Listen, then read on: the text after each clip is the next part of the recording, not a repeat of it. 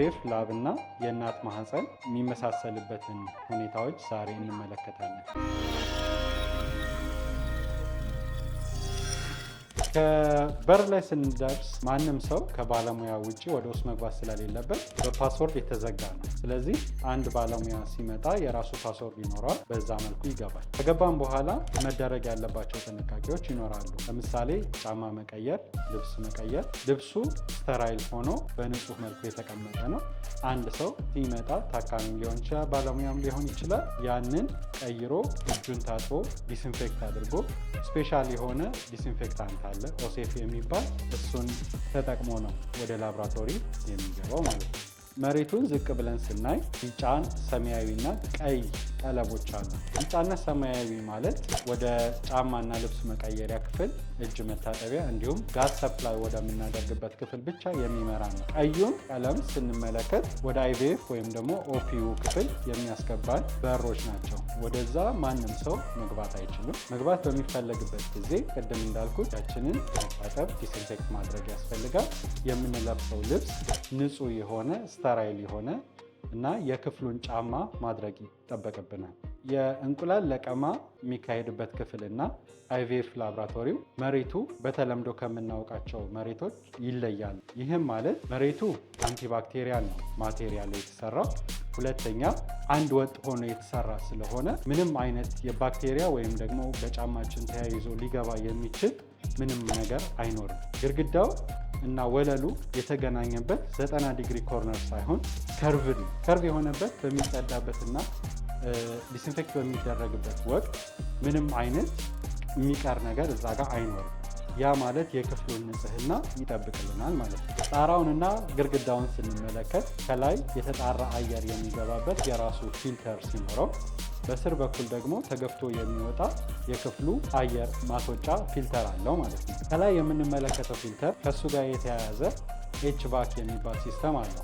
ኤችቫክ ማለት ሂት፣ ቬንቲሌሽን እና ኤር ኮንዲሽኒንግን ያጠቃለለ ነው። ኤችቫክ በውስጡ የተለያየ ደረጃ ያላቸው ፊልተሮች ሲኖሩት ከአካባቢ የሚሰበስበውን አየር እያጣራ ሂሚዲቲ እንዲኖረው አድርጎ በተመጣጠነ ሙቀት ወደ አይቪኤፍ ላብ እና ወደ እንቁላል ለቀማ ክፍል ሰፕላይ ያደርጋል ማለት ነው። ይህ ማለት ክፍሉ በጣም ንጽህና የሚያስፈልገው ስለሆነ የተጣራ አየር፣ የተመጣጠነ ሙቀት፣ የተመጣጠነ እርጥበት አዘል የሆነ አየር ወደ ክፍሉ መግባት አለበት።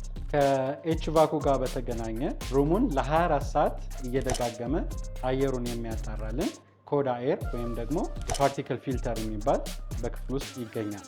ይህም ማለት ስንንቀሳቀስ፣ ስራዎችን ስንሰራ ሊነሱ የሚችሉትን ጥቃቅን የሆኑ ብናኞችን በራሱ ፊልተር የሚያጸዳ ማሽን ነው። ኮዳ ኤር እና ኤችቫክ መስራቱን የምንለካበት የራሱ የተለየ ሜትር አለ። ይህም ቪኦሲ ሜትር እንለዋለን። በአይቪኤፍ ላብራቶሪ ውስጥ ያሉ ማሽኖችን እንመለከታለን። በመጀመሪያ 2 ኢንኩቤተሮች አሉ። የመጀመሪያው ቦክስ ኢንኩቤተር ሲሆን ይህን ባለሙያው በሚሰራበት ወቅት ለጊዜያዊነት ሳምፕሎችን የሚያስቀምጥበት ኢንኩቤተር ነው። የሚጠቀመው ጋዝ ካርቦን ዳይኦክሳይድ ሲሆን ይህም በተወሰነ መልኩ ኦክሲጅንን ከኢንኩቤተር ውስጥ እንዲያወጣ ይረዳናል ማለት ነው። ሁለተኛው ሎንግ ተርም ኢንኩቤተር ወይም ደግሞ ቤንች ቶፕ ኢንኩቤተር እንለዋለን። 11 ቻምበሮች አሉት። ከዛ ውስጥ ባለሙያ በሚሰራበት ወቅት አንደኛው ቻምበር ቢከፈት ሁለተኛውን ቻምበር ሙቀቱ፣ ጋዙ በሙሉ ስቴብል እንደሆነ ይቀመጣል ማለት ነው። በዚህ ኢንኩቤተር ውስጥ የምንጠቀማቸው ጋዞች ናይትሮጅን እና ካርቦን ዳይኦክሳይድ ነው። ይህ የሚሆንበት ምክንያት ኦክሲጅን በተመጠነ መልኩ ብቻ ውስጡ መኖር ስላለበት በናይትሮጅን እና ካርቦን ዳይኦክሳይድ በመጠቀም የኦክሲጅን መጠኑን እንቀንሳለን። ሁለተኛውና ዋናው ሙቀት ነው። ሙቀቱ በ37 ዲግሪ የተመጠነ ነው። ይህም ማለት ከእናት ማህፀን ጋር የተመጣጠነ ሙቀት ወይም ደግሞ ተመሳሳይ ሙቀት እንዲኖረው ያደርጋል። ሎንግ ተርም ኢንኩቤተር የምንለው ኤምብሪዮሎጂስት ስራውን ከጨረሰ በኋላ ከ3 እስከ 5 ቀን የሚቀመጥበት ማሽን ስለሆነ ነው። ሁለቱም ኢንኩቤተሮች በትክክል መስራታቸውን የምናይበት የራሱ የሆነ ካሊብሬት ማድረጊያ እቃዎች አሉ። ይህም ጋዙ የተመጠነ መሆኑን እኛ በፈለግነው መጠን በስታንዳርዱ መስተካከሉን የምናይበት፣ ሙቀቱም የተመጠነ መሆኑን የምናይበት ካሊብሬሽን እቃ አለ። በቀጣይ የምንመለከተው ወርክስቴሽን ነው። ይህ ማለት ኤምብሪዮሎጂስት የሚሰራቸውን ስራዎች የሚያከናውንበት ጠረጴዛ ማለት ነው።